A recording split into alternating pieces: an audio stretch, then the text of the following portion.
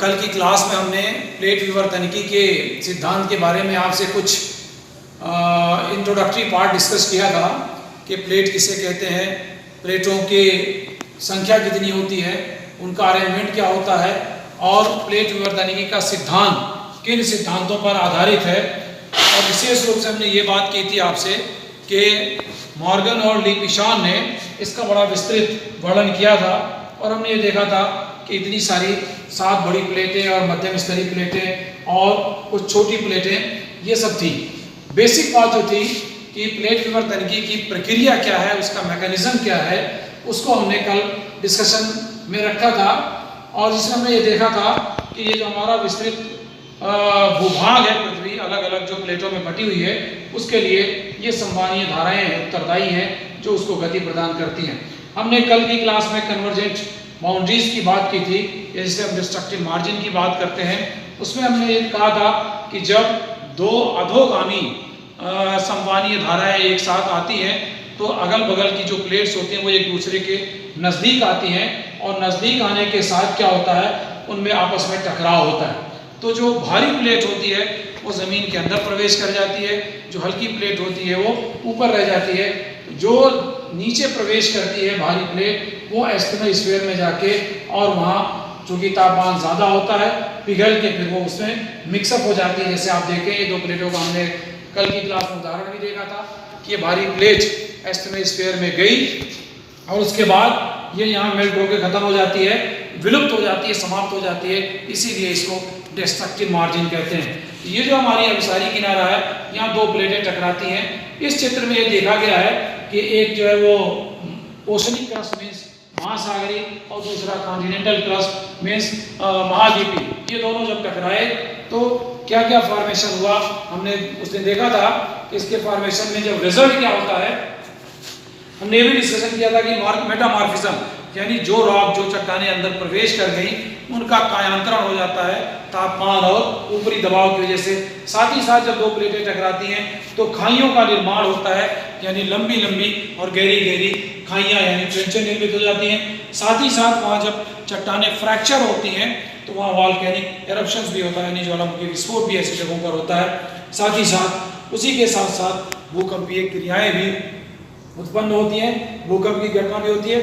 और बड़ा महत्वपूर्ण जो चीज़ है जिसके बारे में वेगनर ने कोशिश की थी कि जो हमारे यंग फोल्डेड माउंटेन है, वलित पर्वत श्रेणियाँ हैं, उनका निर्माण कैसे होता है।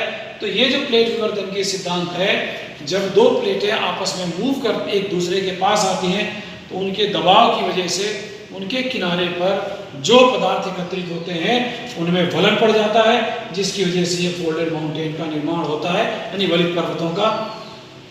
साथ ही साथ आइलैंड आर्क का भी निर्माण होता है जब अभिसरण होता है। तो ये एक बेसिक चीज जो है वो अभिसरण का यहाँ दिखाया गया है। इसमें अगर हम ये देखें खास तौर से कि अगर बाई चांस यहाँ तो एक महासागरीय और महाद्वीपीय प्लेट है, लेकिन ये अभिसरण कभी कभी ऐसा हो सकता है कि दो महाद्वीपीय प्लेटों के बीच भी हो सकता है। तो जब दो महाद्वीपीय प्लेटों के बीच होगा ये अभिसरण तो क्या होगा, उसमें से जिस महाद्वीप की चट्टानें भारी होंगी उस महाद्वीप का किनारा जो है वो नीचे हो जाएगा, उस प्लेट का किनारा, और जिस प्लेट का मटेरियल हल्का होगा वो ऊपर हो जाएगा।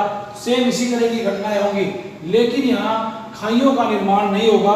क्या होगा, विशेष रूप से ऐसे इस जगहों पर जैसे यहाँ आप देखें कि ये एशियन प्लेट और ये इंडियन प्लेट और ये अफ्रीकन प्लेट जब ये एक दूसरे की तरफ मूव कर रही हैं तो पूरी अल्पाइन पर्वत श्रेणियों का निर्माण यहाँ होता है। पूरी अल्पाइन पर्वत श्रेणियाँ जो है वो निर्मित हो गई यहाँ। ये आप देखें पूरी अल्पाइन पर्वत श्रेणियाँ, हिमालय पर्वत और आगे जाके एल्बुर्ज, पूरी अल्पाइन अब तक अफ्रीका और यूरोप तक ये जो पर्वत श्रेणियाँ हैं वो इन्हीं दो महाद्वीपीय प्लेटों के अभिसरण का ही परिणाम है। जहाँ पूर्व में टेथिस सागर था और वो टेथिस सागर पर दबाव दोनों तरफ से पड़ता है, यहाँ पर्वतों का निर्माण हो जाता है।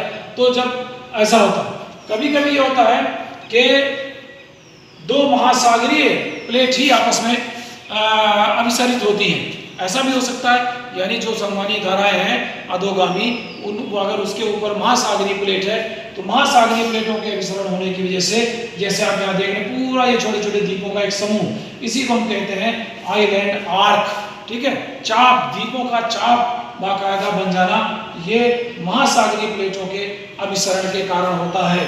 इस प्रकार हमने देखा कि अभिसरण की जो क्रिया होती है प्लेटों की, उसमें 3 तरह से हो सकती है।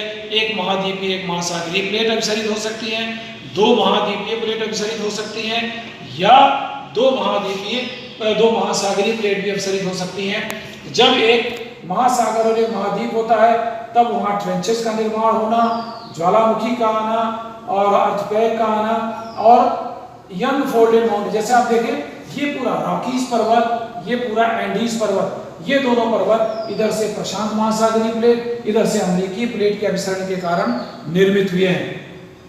ये बहुत बड़ा एग्जाम्पल है जो वेगनर ने कहा था, पर वेगनर ने उत्तरदायी बलों के बारे में संतुष्टपूर्ण उत्तर नहीं दिया था।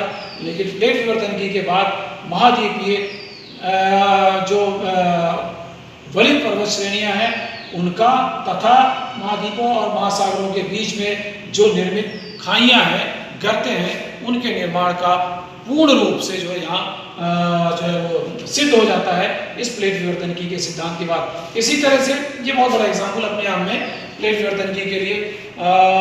तो उसके बाद जब 2 महाद्वीपीय प्लेटें एक दूसरे से टकराती हैं तो हमने देखा ये अल्पाइन पर्वत श्रेणी अपने आप में बहुत महत्वपूर्ण इसका उदाहरण है कि 2 महाद्वीप प्लेट एक दूसरे के पास आती गई और उसके बाद बीच का मटेरियल जो है वो उच्च पर्वतीय भागों में निर्मित हो गया।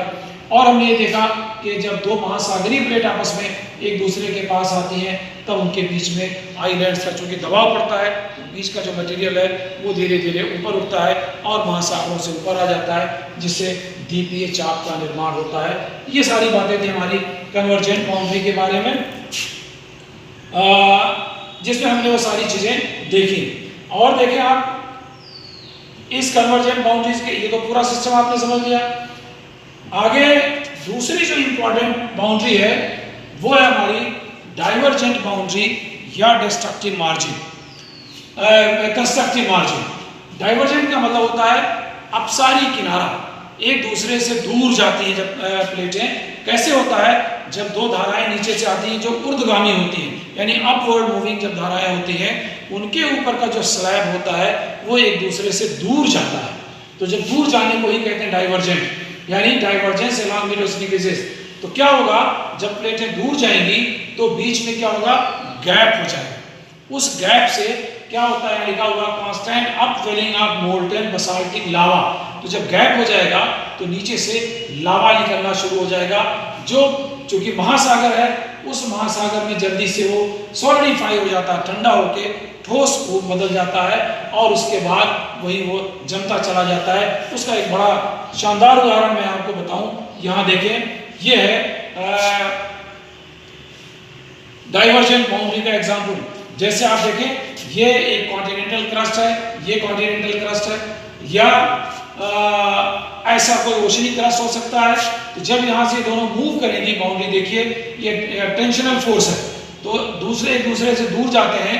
यहाँ ये जो लावा है, बसाल्टिक लावा है पिघला हुआ, ये धीरे धीरे ऊपर आने लगता है। जब ऊपर आने लगता है तो यहाँ महासागर में इस जगह पे ये क्या होता है, जम जाता है, धीरे धीरे यहाँ इकट्ठा होता रहता है और उसके बाद इसका जमाव होता चला जाता है। यहाँ जो श्रेणियां बनती हैं छोटी छोटी पर्वतों की, उस इसका एक उदाहरण और हम एक चित्र से देख सकते हैं। ये देखें, ये जो आपको दिख रहा है यहाँ, यही वो लावा है।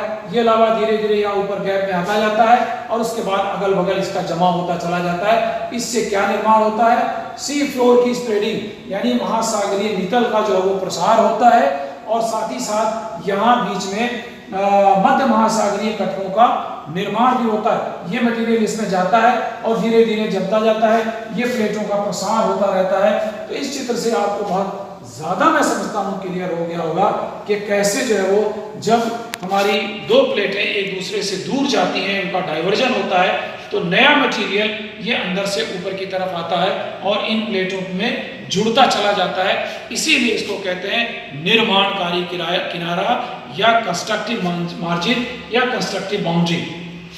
एक चीज हम और देखेंगे, ये आपके देख लिया, उसमें फिर और यानी मिड ओशनिक रिजेस का निर्माण होता है जब महासागरीय प्लेट जो है डाइवर्ज होती है, तो नीचे निकला हुआ मटेरियल मध्य महासागरीय कटकों का निर्माण करता है, जिसको हम कहते हैं अंडर सी माउंटेन, यानी महासागरों के अंदर का पर्वत। साथ ही साथ क्या होती है सी फ्लोर स्प्रेडिंग, अभी हमने चित्र में देखा कि प्रसार होता है समुद्री महासागरीय नितलों का, क्योंकि नया मटेरियल आता जाता है और उन किनारों पर वो ऐड होता चला जाता है। उनके ऐड होने की वजह से ही कहा जाता है कि ये कंस्ट्रक्टिव मार्जिन है, निर्माणकारी किनारा, यानी नई चीजें निर्मित होती हैं। उसके साथ साथ क्या होता है, जब ये दूर जाएंगी तो दूर होने के साथ साथ क्या होता है, कम गहराई वाले अर्थक्वेक यानी भूकंपों का भी की उत्पत्ति होगी। साथ ही साथ वहाँ वॉल्केनिक एरप्शंस भी होंगे, ज्वालामुखी विस्फोट भी होता है, यानी जैसे प्लेटें दूर जाएंगी गैप होगा, गैप में जो फिर कभी कभी हल्के कभी कभी तेज रफ्तार वाले भूकंप वॉल्केनिक एरप्शंस भी वहाँ होते हैं।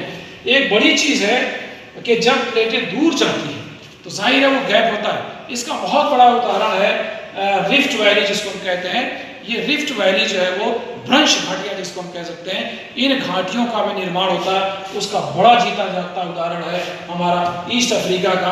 आप देखें वो कैसे रिफ्ट वैली बनती है, ये देखें ईस्ट अफ्रीका की रिफ्ट वैली, यहाँ से पूरा ये जो लाल चित्र ग्रेट रिफ्ट वैली दिखा हुआ, यहाँ इथियोपिया से शुरू होते और रुवांडा और जिबूती और सारा होते होते मोजाम्बिक तक पहुंच जाता।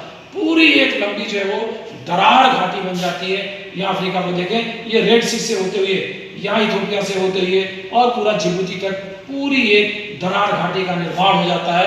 ये दरार घाटी अपने आप में डाइवर्जेंट प्लेट्स का एक बहुत बड़ा जीता जागता उदाहरण है कि कैसे प्लेटें जब एक दूर अपसरित होती हैं यानी दूर जाती हैं तो पूरा भूखंड स्तर भूखंड जो है वो अलग हो जाता है, फ्रैक्चर हो जाता है, जिससे ये रिफ्ट वैली का यानी वर्ष घाटियों का निर्माण होता है। अभी कल के अखबार में एक बड़ी जोरदार न्यूज आई थी राजस्थान पत्रिका में।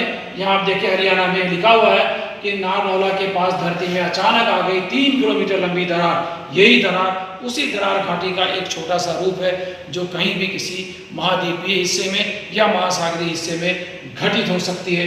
इस तरह से हमने देखा कि जब प्लेटें एक दूसरे से दूर जाती हैं, अपसरित होती हैं, तो कई तरह की घटनाएं होती हैं और जिनमें दरार घाटियाँ, पर्वतों महासागरीय कटकों का निर्माण होना और महासागरीय नितल का प्रसार होना, हल्के भूकंप आना और ज्वालामुखी का विस्फोट होना, ये तमाम सारी चीज़ें इन अपसरित प्लेटों के कारण होती हैं। तो आज हम अपनी बात यहीं खत्म करेंगे, कल इसको कंटिन्यू करेंगे कि जो हमारी तीसरी मार्जिन होती है कंजर्वेटिव मार्जिन, उसका क्या प्रभाव पड़ता है, उसका क्या रिएक्शन होता है। धन्यवाद।